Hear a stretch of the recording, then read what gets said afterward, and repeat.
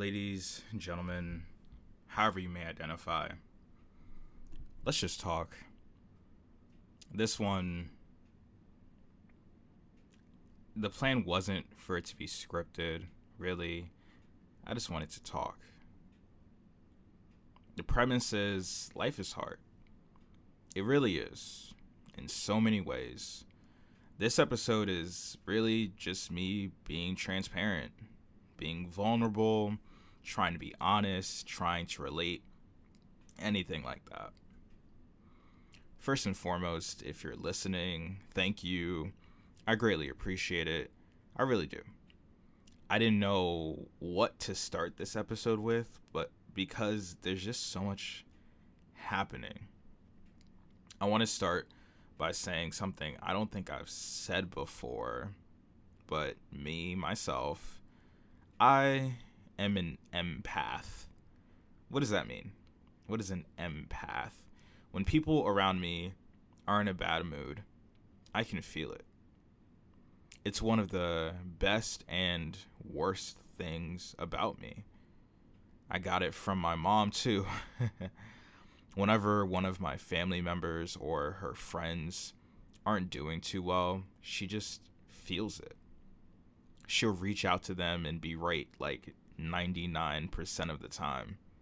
With me, it's 100% of the time. I'd have a bad day in college and she'd text me right away.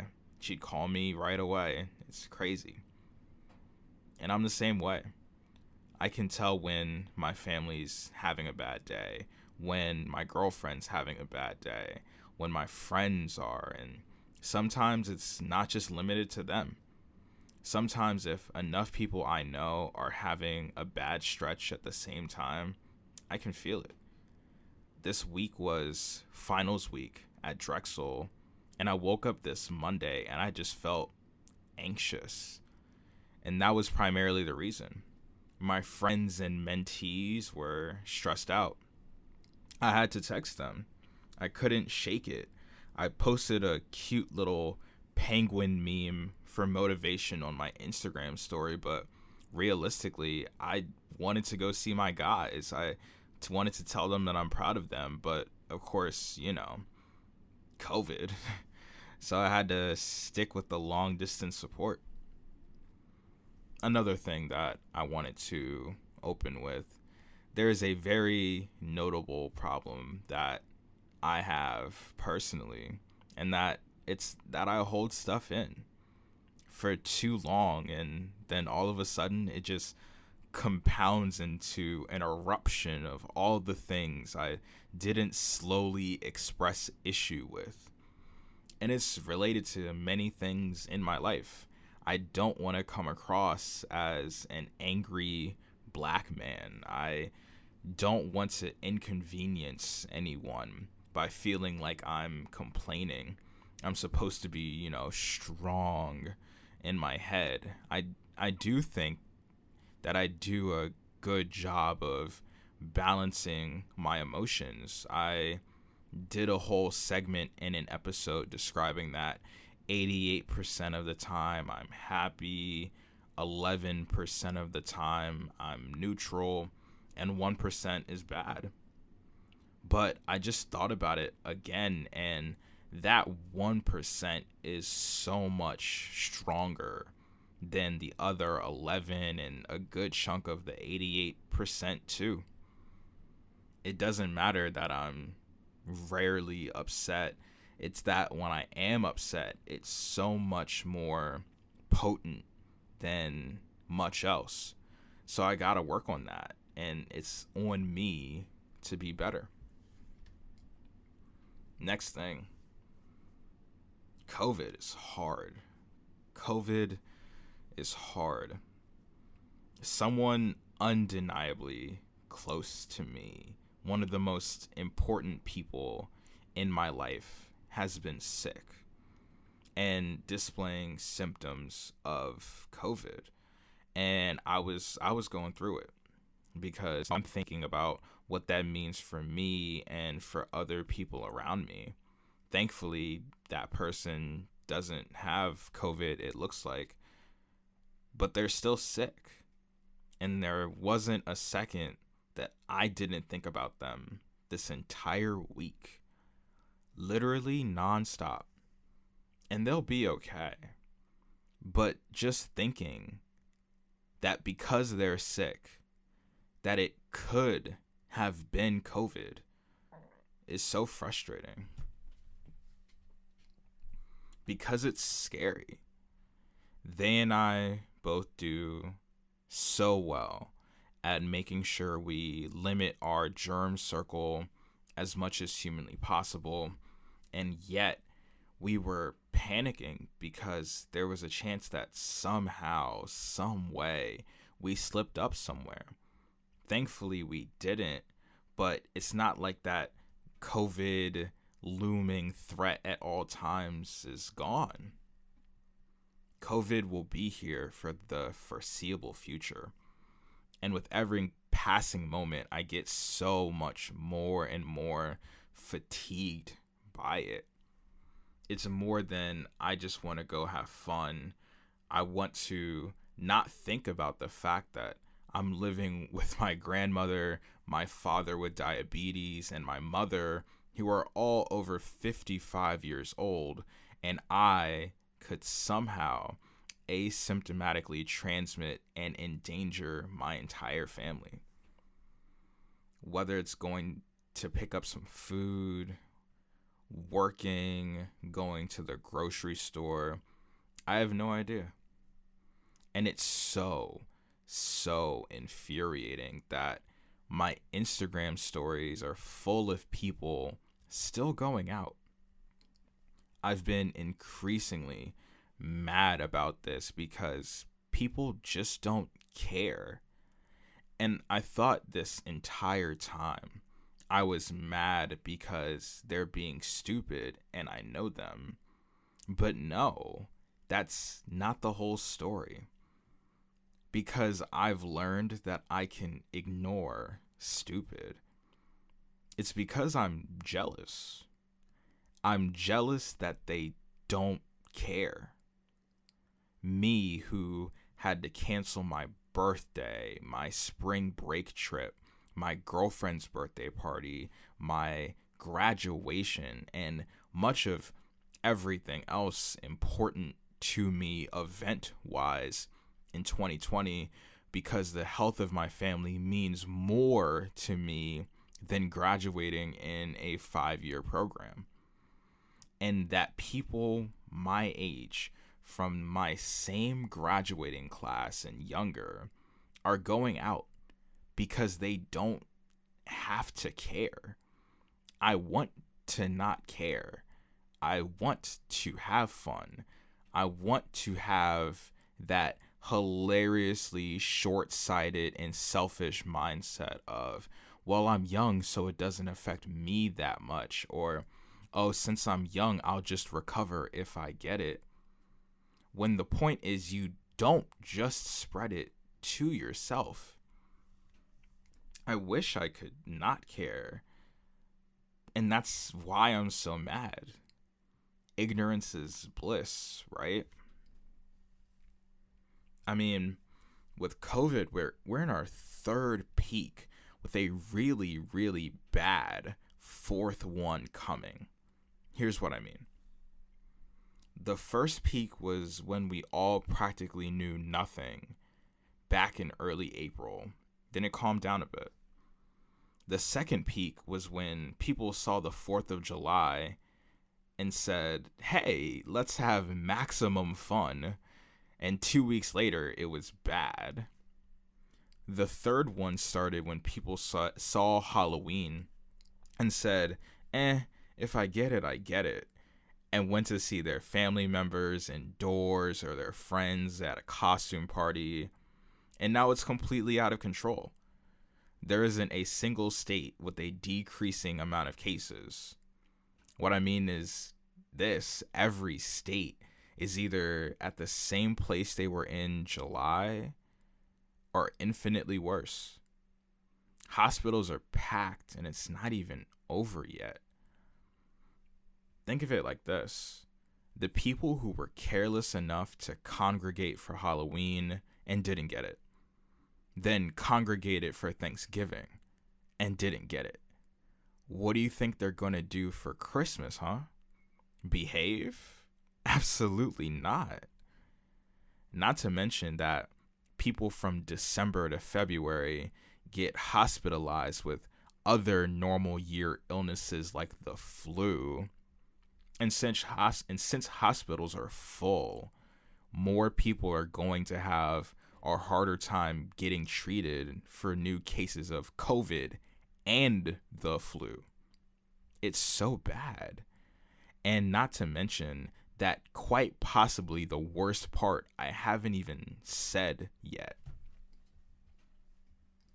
The people on college campuses that haven't left yet are about to come home and make a quasi family gathering.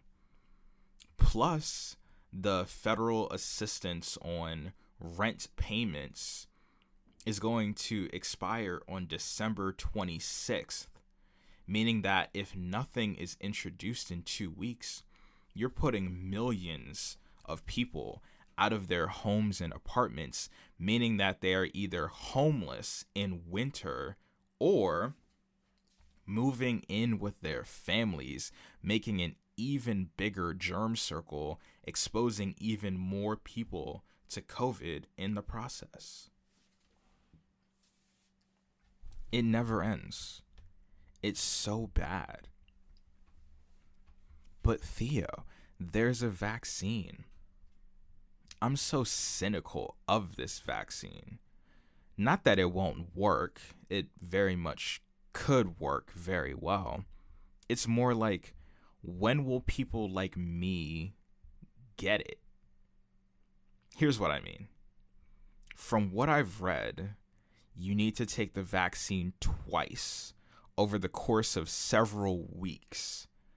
On top of that, hospital workers need to get it first, which makes sense.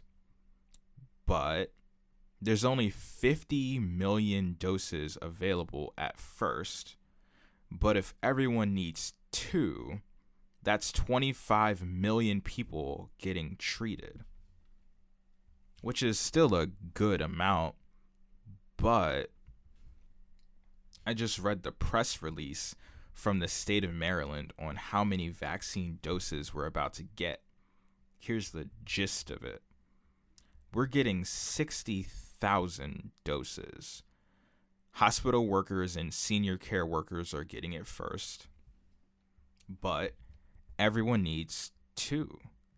So 30,000 people are getting it. How many people does Maryland have, you may ask? 6 million. For even more context, guess how many employees it's reported that Johns Hopkins Hospital has? 30,000. So we're not even getting every hospital worker in the state of Maryland treated right away. The amount of vaccines each state gets is relative to population, of course. Like California and New York and Texas will get the majority of them, but even they aren't getting enough for every hospital worker. It's crazy. So when do I think I'd get a chance to get the vaccine? I'd probably guess November of next year. That would mean nearly 18 months of quarantine before I get a vaccine. Actually, no, my math is wrong because I just don't think, because March to November is 8 months. So that would be 20 months of quarantine before a vaccine for someone like me. Which would be, at the very least, maddening. But man, when does stuff like this ever end? And that's why it's just so hard. Now, I will say this is definitely nowhere scripted. No, what I'm about to say from the rest of this, but I want to say just a few things just off the dome, right? This is hard. This is very hard. And I want it to be that I'm not just saying things that are negative, but I mean, it really is that my social media presence, or usually my outward presence, if you met me in person, it really is positive. And for the most part, I am. Like, I really am. But these moments like this, I think it's really important to tell you, to share at the very least, that I do feel this way. And it's now more than ever, right? I was kind of inspired to share this because one of my favorite YouTube creators, his name's Philip DeFranco. He covers news. It's pretty unbiased. It's pretty entertaining. And I've watched him like every day for almost 5 or 6 years now, right? And he made a video on his other channel, in like one of his side channels, and he was being transparent. He was talking about, you know, his struggles throughout the pandemic, how he's dealt with it personally. And I was just like, man, I would have never guessed someone like that would be going through something that hard, something so tough. And it was a really good video. And no, personally, I've never gone through what he's gone through, but I was just thinking like, wow, I'm glad he was transparent, and I felt like I should be too. You know, I think that it's really good when you can be honest with yourself and honest with your public self too. That, hey, whoever may be listening, the guy on the other end of this microphone is going through it, you know? And it's hard, right? One of the other things I was thinking about the other day was just social media. It's both the best thing and the worst thing. I was going to make an entire episode on it, but I really wanted to lump it into this. I can't tell you how hard it is for people to really get a break, because so much of your day is tied to other people. And what I mean is comparisons, right? Social media makes it so, like, yes, you interact with people, but it's almost a flex contest at times, right? And I'll be very honest here. I go on social media to have fun, but I've very much developed a strategy for how to avoid not liking social media. You know, here's what I mean. On my Twitter, I never sad boy. I don't sad boy on my Twitter, usually because I have nothing to sad boy over, but I don't do it. And I don't do it on Instagram either. I don't do the black screen, no one hit me up, real ones know what's going on. I don't do that stuff, right? But I do know a lot about social media and how it just works, you know. What I mean is this. I joined Instagram in 2013, and I didn't really know what was going on. For context, I didn't have Facebook until my freshman year of college. My parents didn't really want me on social media at all, but I got Snapchat in 2012, and then I got Instagram in 2013. I didn't have Twitter until 2015 and Facebook until later in 2015. So for me, social media was new with Instagram, basically, and I didn't know what was going on, right? I was like taking selfies, and I would never do that again, but I was trying to figure out my brand style. And what I've noticed was that I could more or less hedge my emotions on social media. And I know that sounds like a really strange sentence, but what I mean is this. I know everything. I mean everything about how my own Instagram works. And it's partially because I'm a nerd, but it's really so I didn't get my feelings hurt if I posted something and it didn't do well, right? I remember when recently Instagram was transparent about like they were trying to say, yeah, a lot of kids are feeling, well, a lot of users are feeling negatively about themselves because their posts aren't getting enough likes, or they can see other people's posts are doing better than theirs, or whatever the case may be. So they were going to float this idea where they weren't going to let people see who liked their post or something like that, right? And clearly that didn't reach its fullest potential. Like, I don't think they really rolled it out to more than 10% of the audience, and then they rolled it back. But that idea in of itself is Instagram telling you, yeah, we know that your self-image is tied to these numbers, right? And to be fair, like, so was mine. Like, me, someone who is as outwardly confident and really internally confident as almost anyone you'll ever meet. That is true, right? I remember earlier on when I was in school, and I talked about this in another podcast episode. It might have been in one of the race ones, but it took me a really long time to understand what I wanted to be, who I was myself. Like, who was Theo? I didn't know that answer for the first, 19 years of me living, right? And especially when you get on social media and you already have internalized, like, yeah, Theo, you're really not that attractive, right? That's just how it is. You grow up in a very white, thin centric community, and you then enter social media, which couldn't be more superficial, right? So here I am figuring out what to post, when to post it, and what not to post, only as a measure, really, not just so it would do well, but so it wouldn't do bad. And here's what I figured out.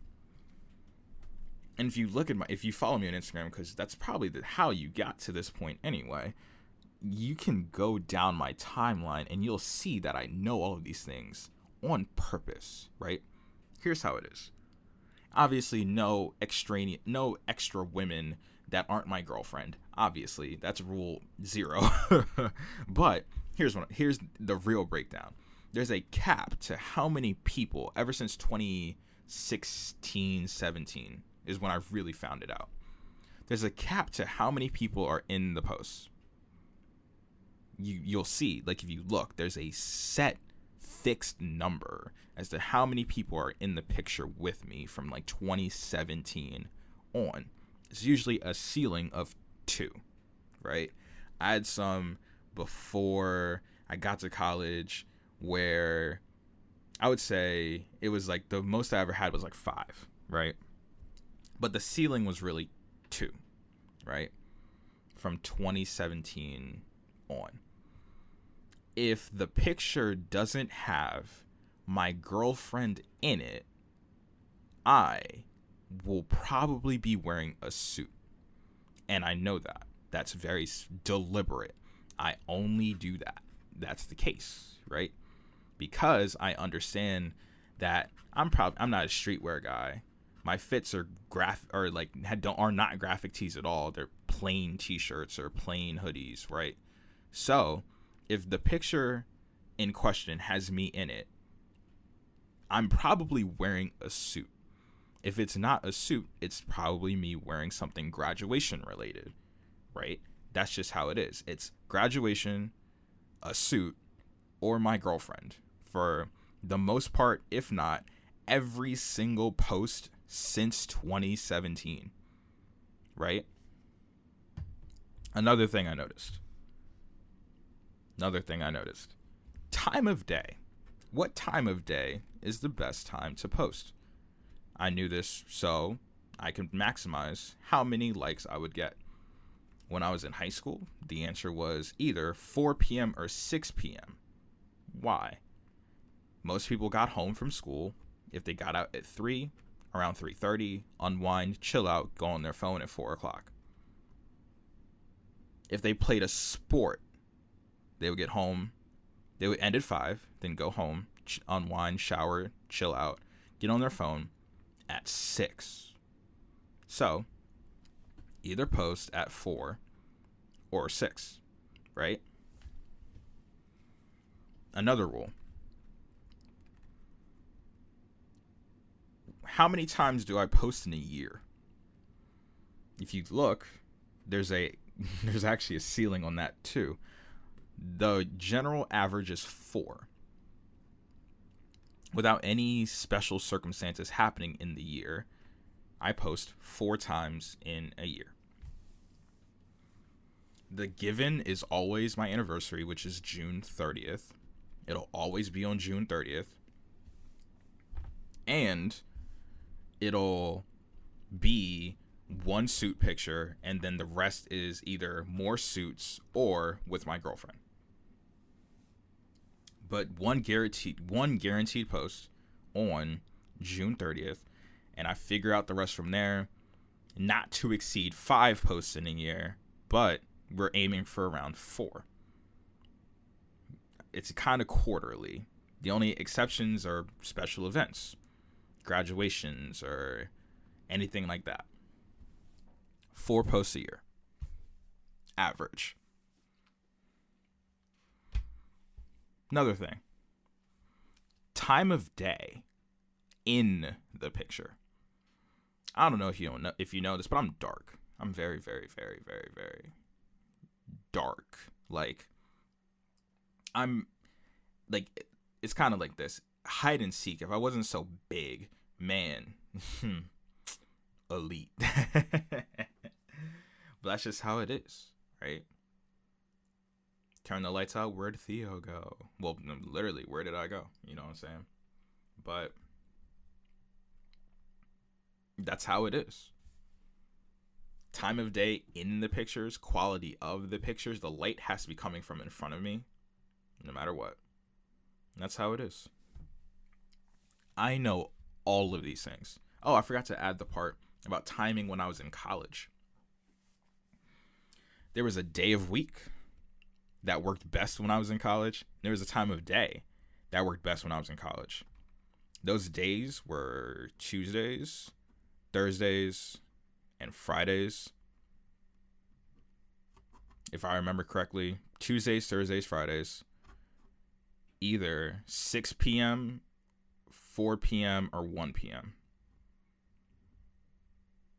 Most people, their academic day was over at 3:50 at Drexel. Most people got off work at 5, then account for the commute, then get home 6 p.m. Or lunch break, throw it in at 1. People are usually getting right back to their desk 1 p.m. And I know all these things. Not specifically so my Instagram posts would do well, because of course I want them to do well. But I know this so that I don't get sad if they don't do well. That's just being transparent. And you may be thinking, like, why? Theo, you have, so much. Like, I am very, very, very satisfied with my relationship. I couldn't be more satisfied. It's the greatest relationship of all time. But sometimes you just need stuff for yourself. You want to feel the validation, like, yeah, people do still like you, Theo. And of course, that isn't supposed to be measured by Instagram likes, but it's hard not to equate it to that.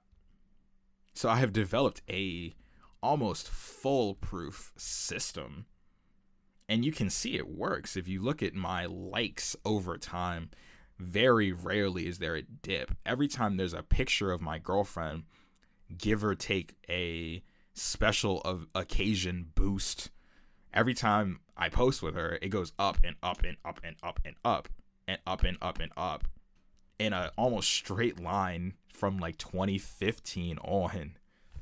And that's just how it is.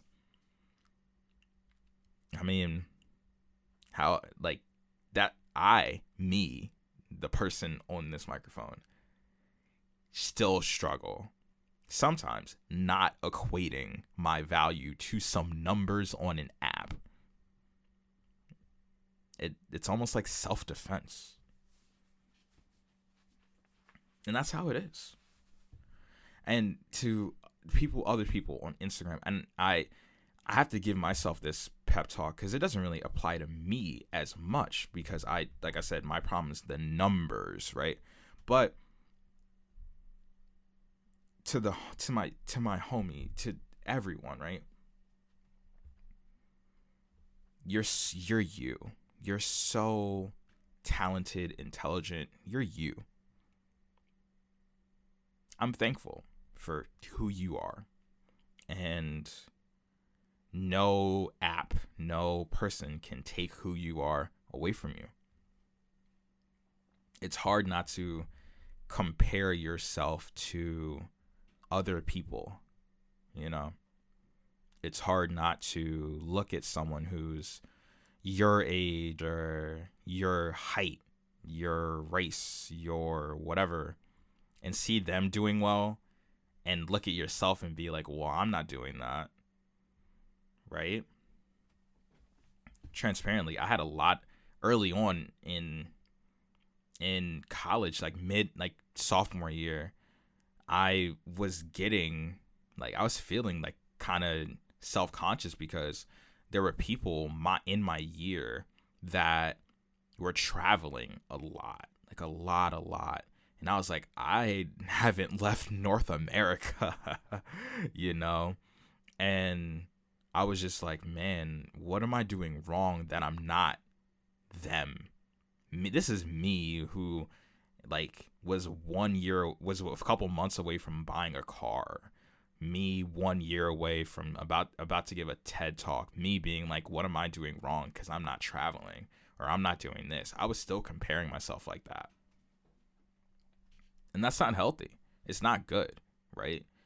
And I really had to have a long conversation with myself. And I just had to say, hey, Theo, you just don't have the same circumstances as them, right? And that's how it is. And that happens with careers, that happens with finances, that happens with looks too, you know? Like, really good example I have is when you have these influencers and they're like, hey, look how I got in super decent hot shape in like 6 easy steps, but they didn't tell you that steps 1 through 30 were get plastic surgery, and now I'm going to sell you a product on how to look like me when that's just completely false, you know? Hey, you're you. For the people who feel, you know, self-conscious and stuff like that, just know that life isn't Instagram, life isn't Twitter, because there's a lot of things that happen behind the scenes, you know?